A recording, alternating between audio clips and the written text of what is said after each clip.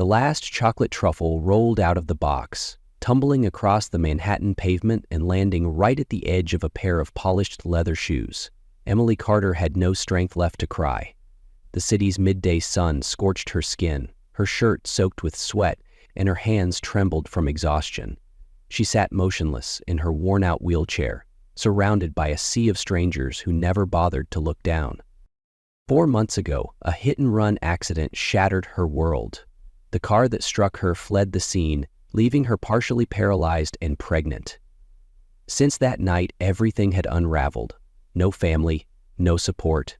She moved into a crumbling apartment in Brooklyn and began hand-making chocolate truffles each night, clinging to one single hope, the baby growing inside her. Today, like so many before, she wheeled herself over 10 blocks to sell outside Blake Tower, one of Manhattan's most prominent office buildings. But security pushed her away, and her weak arms couldn't lift the chair over the curb. The box tipped, truffles spilling onto the sidewalk. She reached forward on instinct, but the sudden motion caused her balance to slip. She nearly fell. That's when he appeared. A man walked up, silent and assured. He knelt without a word and picked up the fallen truffle, treating it as if it were priceless. Their eyes met. His were blue, sharp, but something within them touched the aching solitude in her. "How much for all of them?" he asked, deep voice, steady and serious. Emily blinked. She hadn't expected anyone to speak to her. Not like this. "I'm serious," he added before she could even respond. "There are $55 each," she answered automatically, almost disbelieving the moment. He pulled out his wallet, took out a wad of bills and handed it to her without counting. "I'll take them all. My office could use something sweet today." Before she could process it, he handed the box to a nearby security guard and said, "Take this to my floor." Then he turned back to her. "Where are you planning to sell the rest today?" Emily hesitated. I'm not sure yet. There's a cafe 2 blocks from here called Clara's Haven. The owner is a friend. Tell her Nathaniel Blake sent you. She'll help." Before she could utter a thank you, his hand gently touched hers. Just a fleeting contact, but enough to send something humming through her chest. "And don't think this is charity," he added with a faint smile. "Your truffles are truly special." As he disappeared behind the glass doors of the high-rise, Emily remained there, hand on her belly, heart pounding. For the first time in a very long time, something in her began to shift. That night, alone in her small apartment, Emily Carter replayed the day 1,000 times in her mind. The fear, the humiliation, the near fall, and then him. The man who had bought all her sweets and somehow given her back a piece of dignity she thought she had lost. The baby in her womb stirred, as if agreeing with her thoughts. Emily smiled, gently caressing her belly. "Tomorrow will be better," she whispered to her unborn child. "Mommy will keep trying for you."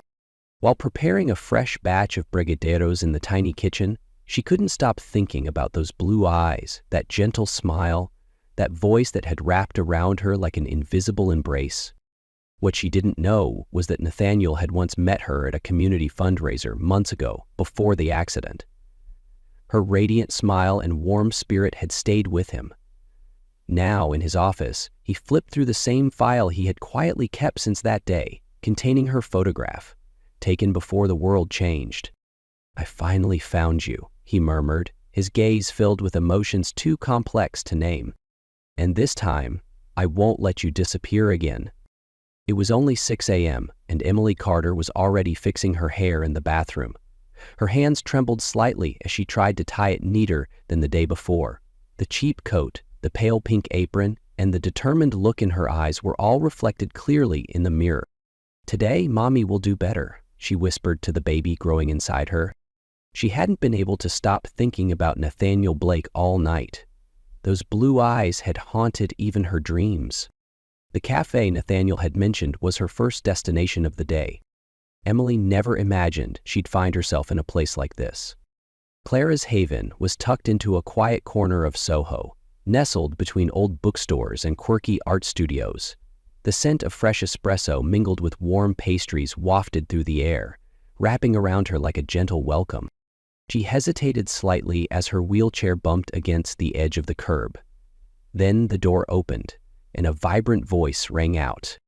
"You must be Emily, right? Nathaniel called me last night." A woman in her 50s, her silver hair pinned neatly, her eyes sparkling with sharp kindness, stepped forward to hold the door. "I'm Clara, and I've got a special spot ready for you." Emily was stunned. Everything was moving too fast. This morning she had been pushed away, humiliated, and now she was being welcomed like a guest of honor. Inside was another world entirely: exposed brick walls, soft golden lighting, quiet conversations flowing like warm tea. Clara led her to a low table, custom fit for a wheelchair.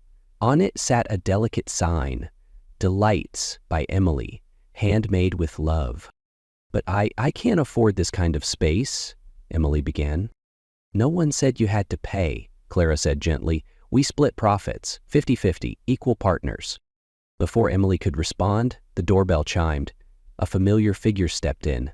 Gray coat, black tie, steady stride. Nathaniel. Her heart clenched. "Good morning," he said, his eyes landing on the tray of truffles displayed with quiet elegance. "Looks amazing." Clara arched an eyebrow. "Nathaniel Blake, you're late." He chuckled softly. "I had a good reason." Emily suddenly found herself flustered. She fiddled with the tablecloth, trying to hide the smudge of chocolate on her fingers. "You stayed up all night making these, didn't you?" Nathaniel asked, not looking at her hands, but somehow knowing anyway. She blushed. "How did you know?" "Just a guess," he shrugged, though the glimmer in his eyes told a different story. When Clara stepped away to prepare coffee, the space between them seemed to shift. Across the tray of sweets sat something else, quiet, unspoken, yet undeniable. "Do you come here every day?" Emily asked softly. "If it helps you feel a little less alone," he replied, "then yes." She had no words. For the first time in months, she didn't feel pitied. She wasn't seen as someone broken or tragic. She was simply a person, seen as a person. And that, for Emily, was everything. Emily was beginning to settle into her mornings at Clara's haven. Every day she arrived early, arranging each chocolate truffle on a silver tray, adjusting the tiny handwritten sign, "Delights by Emily." She was learning to flow with the rhythm of the place, the drip of coffee, the clink of spoons, the soft jazz floating through the air like a warm breeze. And then, like clockwork, Nathaniel arrived. He showed up every day at 9:15 sharp, always in a suit, sometimes formal, sometimes more relaxed, always carrying that signature scent, something between mint, cedarwood, and something unmistakably him. He never missed a morning without asking, "What's new today?" Each day, Emily had a new flavor: sea salt caramel, passion fruit cognac, and Nathaniel was always the first to taste. But he never critiqued like a gourmet. Instead, it felt as though he was listening to her through sweetness. "Which flavor's your favorite?" she asked once. "Whichever has the most heart," he replied. Then silence, then a soft smile. They had never gone on a date, never held hands, but every time he sat beside her, close enough to hear her breathe, far enough not to intrude, the world felt a little more bearable. One day, heavy rain blanketed the city. Emily arrived late, her coat soaked through, her box of truffles slightly off kilter. Nathaniel was already there, holding a second cup of coffee. "I thought you weren't coming," he said, not accusing, just quietly concerned. "I had to," she said. "Otherwise, I'd feel like I was slipping away from myself."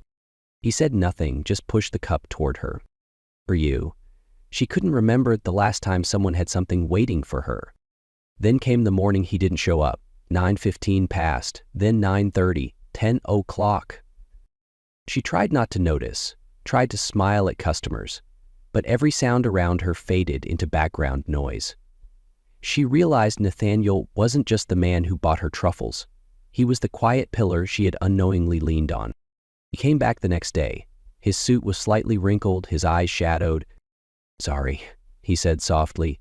"Yesterday, I was at the hospital. Something old. Came back. Emily didn't ask. Instead, she placed a dark chocolate truffle in front of him, a flavor she'd never made before. "For me?" he asked. "For someone who knows stepping back can be a kind of strength," she replied.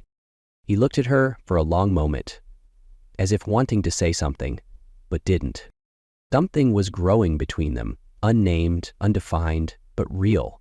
Just being there, in each other's orbit, was enough to ease the weight of the day. That morning, New York lay quiet beneath the cold rain. Clara's Haven was quieter than usual. The gray light spilling through the window painted Emily's face with a soft melancholy. She was adjusting her tray of truffles when Nathaniel walked in.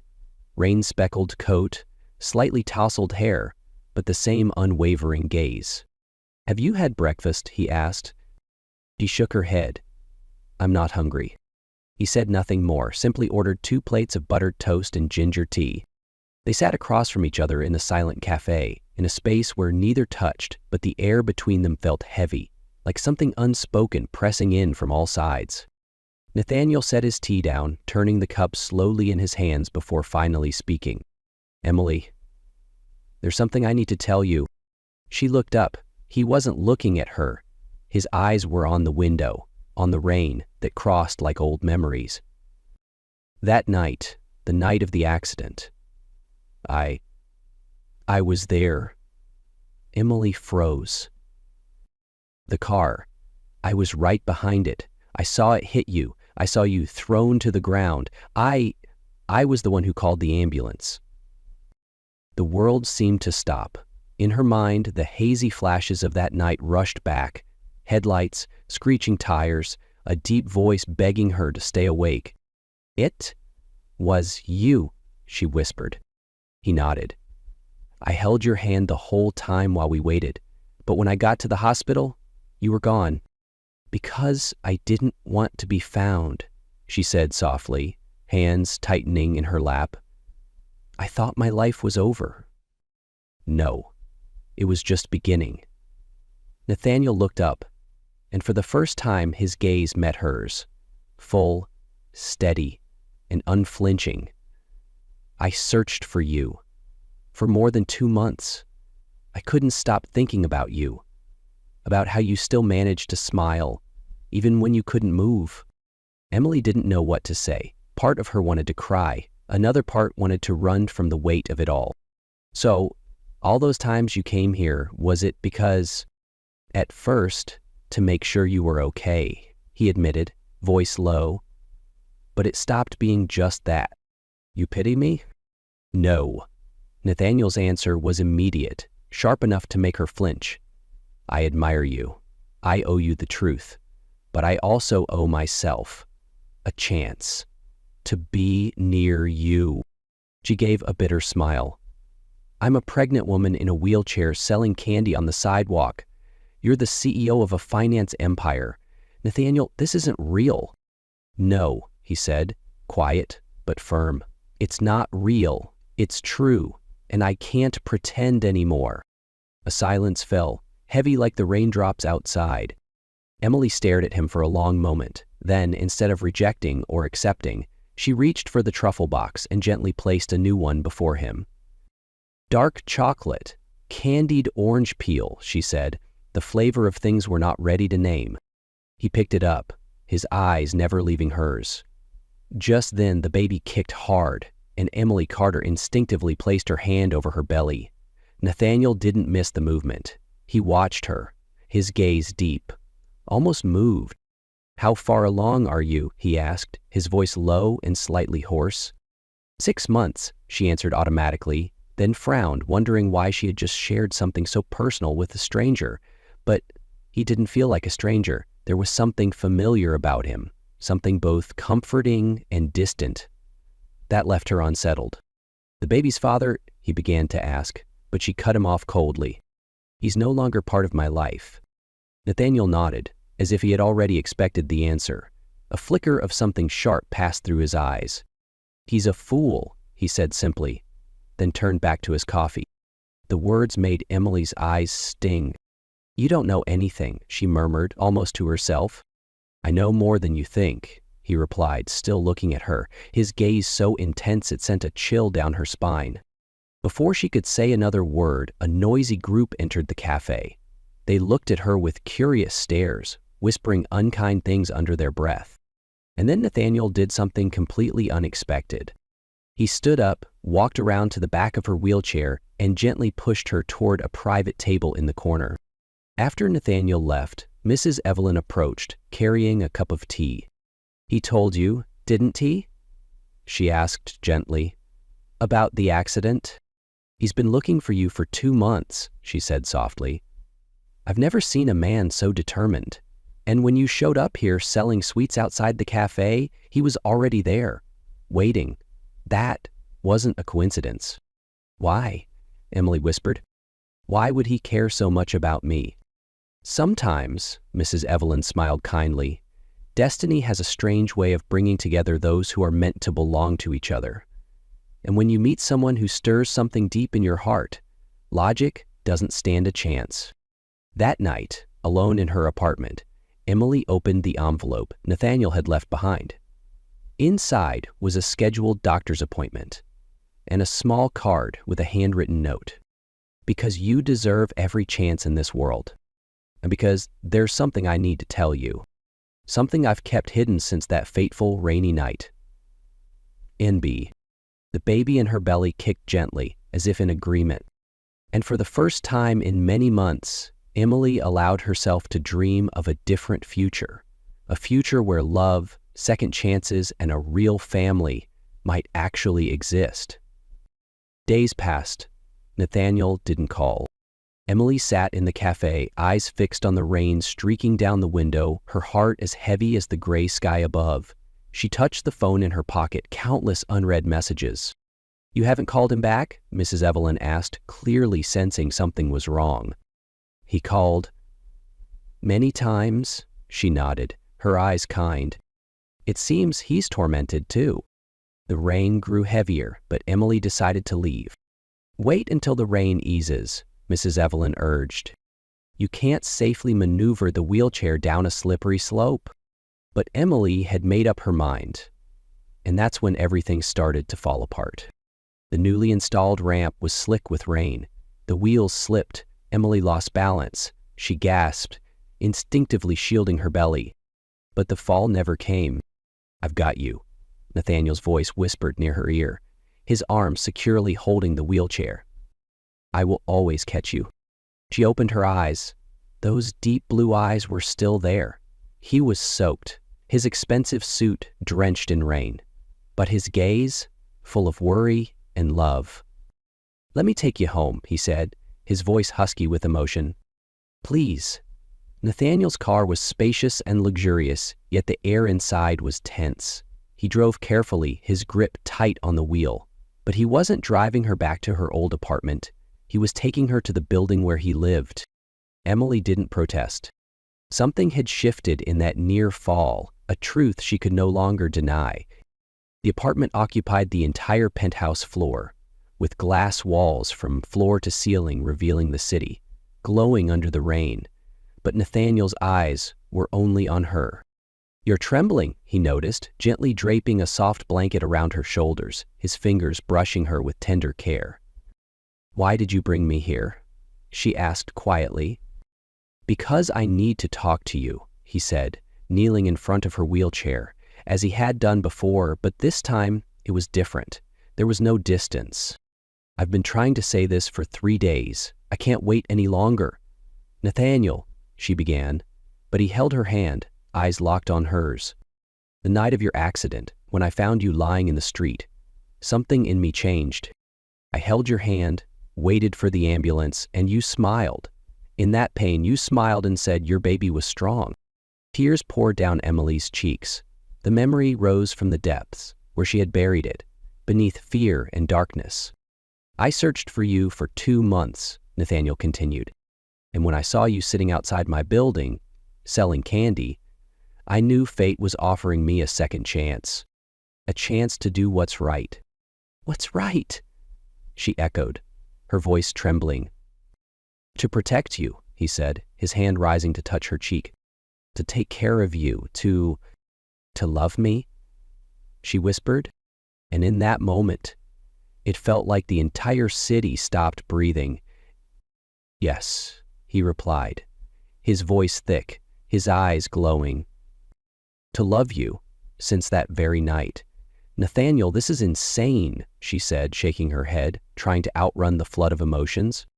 "You don't even know me. I'm carrying someone else's child. I'm not perfect." "You are perfect," he cut in, without hesitation. "Perfect in your imperfection.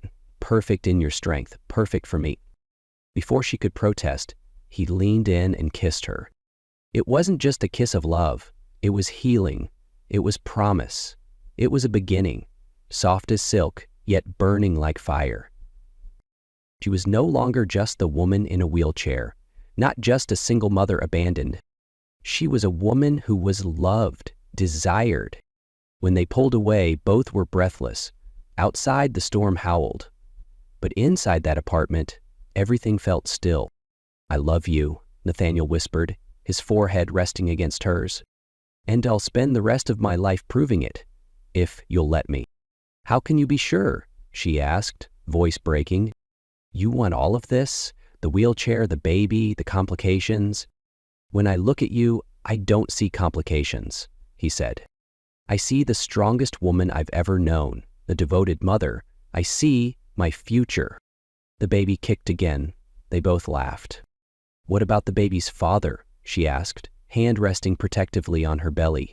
"He may not be my blood," Nathaniel said gently, "but if you'll let me, I'll love him like my own. I'll be the father he deserves." Emily's tears fell freely now, not from sorrow, but from something far greater: hope.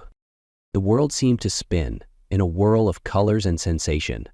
Nathaniel loved her with a reverence that felt almost sacred, as if she were something fragile and precious, as if he had waited his entire life just to touch her with such tenderness. That night, wrapped in quiet intimacy, Nathaniel held her close, not out of sympathy, but out of reverence. For the first time in years, Emily felt whole, not because of what she had lost, but because of what she had found. A connection that spoke without words, a warmth that healed without touch. The baby kicked at that exact moment, making them both laugh. "It seems like someone's hungry," Nathaniel joked, his hand gently gliding over her belly. "I'll get us a snack." She meant to protest, but he was already up, pulling on his sweatpants. Just as his hand touched the doorknob, she called out, "Nathaniel?" "Yeah?" "I love you." The simplicity of those words froze him in place. 3 steps.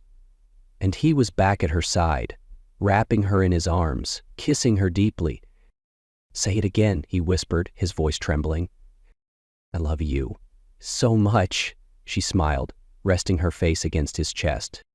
The snacks would be forgotten for a few more hours. "What is it, sweetheart?" Nathaniel whispered, kissing a tear that had slipped down her cheek. "I didn't know it could feel like this," she sobbed softly. "I didn't know I could be loved like this." Nathaniel smiled, a smile meant only for her. "This is just the beginning, my love, only the beginning." Crystal chandeliers cast shimmering light across the polished marble floor. Guests in expensive evening gowns and tailored tuxedos filled the grand ballroom of Manhattan's finest hotel. This was the annual charity gala, hosted by the Blake Foundation, an event reserved for the city's elite. And for the first time, Emily Carter was there. She wore a deep navy velvet gown, custom Disneyfied to complement her wheelchair. Her hair was pinned up neatly, her makeup soft, but her eyes still carried a flicker of apprehension. The ballroom buzzed with music and laughter. But the moment Nathaniel Blake pushed Emily Carter's wheelchair into the grand hall, the room fell completely silent. Every eye turned toward them, the most powerful man in the city and a pregnant woman in a wheelchair. "Isn't she the candy seller?" someone whispered. "What a scandal," another murmured. Nathaniel ignored them all. He brought her to the center of the hall, where the orchestra had just begun to play a waltz. "They don't matter," he whispered in her ear. "Only you do." But the malice in the room still lingered like a cloud. Anna, the one who had always pursued him, appeared, dressed in red, lips crimson, her smile as venomous as a snake. Nathaniel, a wealthy older woman, stepped forward, raising an eyebrow. "I didn't expect you to bring company." "Emily is not company," he replied, voice cool as ice. "She is my fiancée." The woman's wine glass slipped from her hand, shattering against the marble floor. "Fiancée?" she gasped. "But she's the woman I love," Nathaniel declared clearly. "And the mother of a child I already consider my own." Tears welled in Emily's eyes, but this time they were tears of pride. Nathaniel knelt before her, in front of the entire crowd. "This woman taught me what it means to love, and to be brave. She has walked through hell and come back stronger than ever. She carries life inside her, and I have loved that child as if it were my own blood. Because real love doesn't require shared DNA. And yes, I proposed to her. This child will be my child. And if anyone has a problem with that, the door is right there." Silence blanketed the room. Then, unexpectedly, Mrs. Evelyn began to clap. Then another, and another, until the entire ballroom erupted in applause. Nathaniel rose, leaned down, and kissed Emily in front of them all, a kiss deep, steady, and full of vow. Just then the baby kicked hard, strong enough that her dress visibly shifted at the belly. Nathaniel laughed, gently placing his hand over her stomach. "See? Even the baby's cheering." The orchestra transitioned into a softer waltz. Nathaniel began to gently turn her wheelchair in rhythm, each circle a quiet declaration. They didn't need legs. They needed each other. "You can't help but love them," Mrs. Evelyn whispered to Helena, Nathaniel's mother, who was standing in a quiet corner, tears in her eyes. Helena stood in the corner, watching as Nathaniel twirled Emily gently in her wheelchair. The smile on his face, the peace in his eyes, was something she hadn't seen in years. Her stern expression softened, lips parting as she whispered to herself, "I was wrong. She's exactly what my son always needed." The years rolled on, one blending into the next like fading colors on a canvas. The sky over New York that day was impossibly clear. Behind the Blake estate, the garden was adorned with white ribbons and lavender blooms, Emily's favorite. A soft symphony filled the air as every seat was taken. Business elites, Nathaniel's friends, former customers from Emily's candy cart, even strangers whose lives had been touched by a single truffle. Emily Carter sat in her white gown, clutching the tiny hand of her 4-year-old son, Michael. "The ring bearer for today's ceremony? Remember," she whispered, "walk slowly, okay? No falling." Michael nodded with excitement, his tiny suit perfectly matched with a lilac boutonniere, just like the flowers on her dress. As the music shifted, Clara gently pushed Emily's chair down the aisle. Then, to everyone's surprise, Emily placed her hands on the armrest and, just as she'd practiced for weeks, stood up. Her hands trembled, but her gaze never wavered. Step by step, she moved down the aisle, toward Nathaniel Blake, who waited with misty eyes. Michael walked ahead proudly, holding the ring box aloft. "For Mommy and Mr. Nate," he declared, drawing laughter from the crowd. But when Emily knelt to kiss her son's forehead, the world seemed to pause. "Thank you for walking with me," she whispered. Then, turning toward Nathaniel, she spoke. "I once believed I'd never be loved again, that I was a burden to anyone. But then you came, and you didn't just love me, you loved every part of me. My son, my past, my wounds, even the pieces I didn't yet understand." Nathaniel gently squeezed her hand. "You were never a burden," he said. "You were the gift life made me wait too long to find." They exchanged rings, and little Michael got his own special line. "Now, Mr. Nathaniel is Mommy's husband and my new dad." Laughter echoed with tears. Beneath the white archway, the three of them embraced tightly. That night, after the last toast was made, Nathaniel carried Emily into the quiet garden where fairy lights swayed over an old wooden swing. "I once thought I'd live a lonely life," he said. "Successful, but empty." "And I," she replied, leaning into him, "thought I'd live surrounded by love, but never truly loved." A small voice piped up behind them. Michael, holding his stuffed bunny, had woken and wandered into the night air. "I'm not lonely either," he said, "because I have Mommy. And Daddy now, too."